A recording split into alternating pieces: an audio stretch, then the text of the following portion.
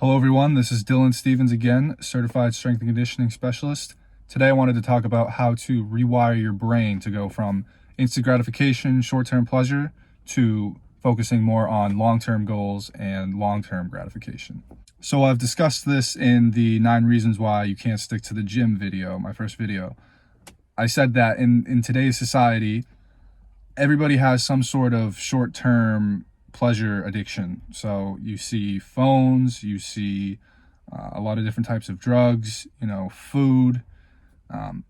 There's many different things that people are addicted to that provide short-term dopamine release, which is the pleasure chemical that makes you feel good in the moment.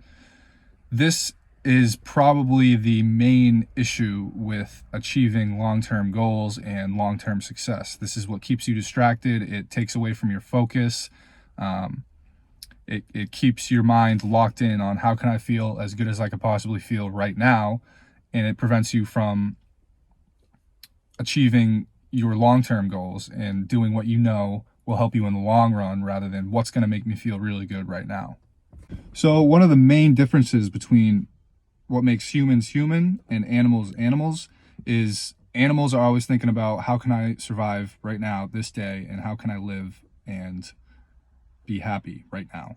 Humans can look to their past and look to their future and look at their past for mistakes that were made, and they can adjust their attitude and the way they do things now. And they can also look in the future and plan how their day is going to go today for how am I going to achieve a long-term goal. So this is like the main difference between animals and humans. We can project into the future and we can learn from our past.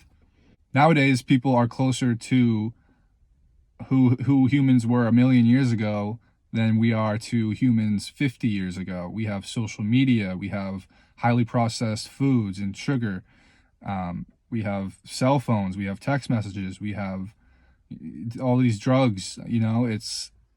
It's very different now than it was even 50 years ago, and rates of mental disorders are up, obesity is up, unhappiness is up. So this is most likely because people are so wired for how can I feel really good right this second, rather than how can I be the best person I can be in 10 years down the line, 20 years down the line. There was an experiment done on this in the past. I'm not too sure exactly when it was done, but researchers took children into rooms alone and they offered them one marshmallow right now. You can have the marshmallow right now, or you can wait 15 minutes and you can have 2 marshmallows. So the children that ate the marshmallows right away and the children that waited the 15 minutes to eat the 2 marshmallows were tracked over their lifetimes, and the children that put off the first marshmallow to have the 2 marshmallows in 15 minutes were shown to be much more successful in life later on, and lower incidences of addictions and obesity and other negative effects. One of the first strategies that I like to use to prevent this instant gratification addiction is to imagine what your life would be like in 10-15 years if you got rid of all of your instant gratification addictions, short-term pleasure, and just focused on long-term projects, goals, different things like that.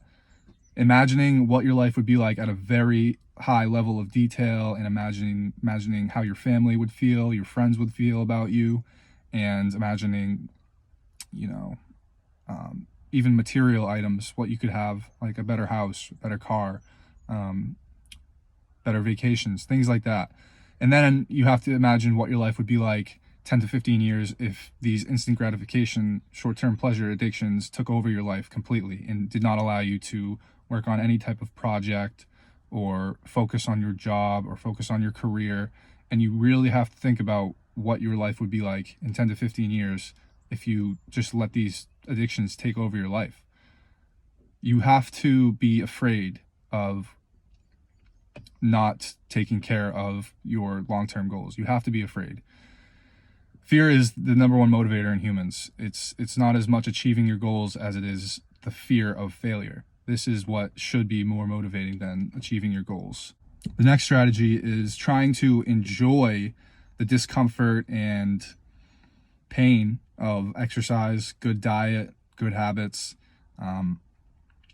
It's not exactly pleasurable to eat salads or chicken breast every single day. I mean, you could get used to it, but initially it's not very rewarding right away. It's not like sugar where your brain just lights up with dopamine and you're happy for 15 minutes.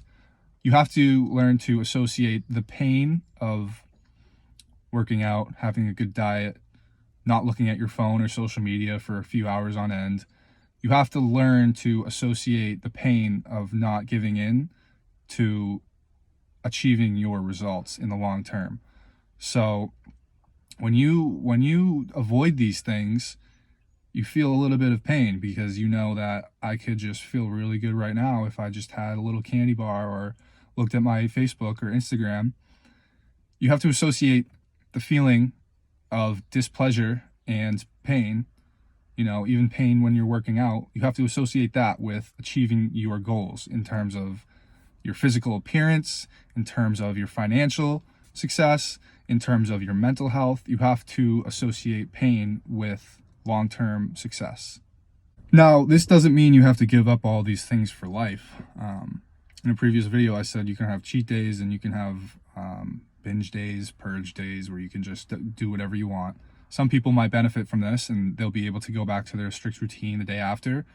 Other people might be triggered by this and they might indulge in the days after, and it might be harder for them to say no to these things. So it's a good idea to assess your personality and to discover who you are and whether or not you can let yourself binge a little bit here and there just so you can stay sane. But the best thing to do is to just get used to this new life where you're not fixated on feeling the best you can feel today. I mean, you can't feel euphoric every single day of your life. It doesn't work like that.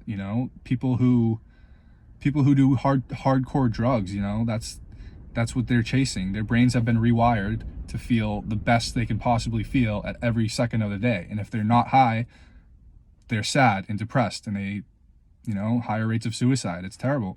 So that's where we're at as a society nowadays. We have to rewire our brains into achieving long-term goals and saying no to these short-term temptations. That is what is destroying this society, and that is why people have so many issues. We have obesity, we have depression, we have unhappiness. It's all due to this short-term gratification. People are closer to animals. People are closer to the humans that were a million years ago that were just focused on survival than humans 50 years ago.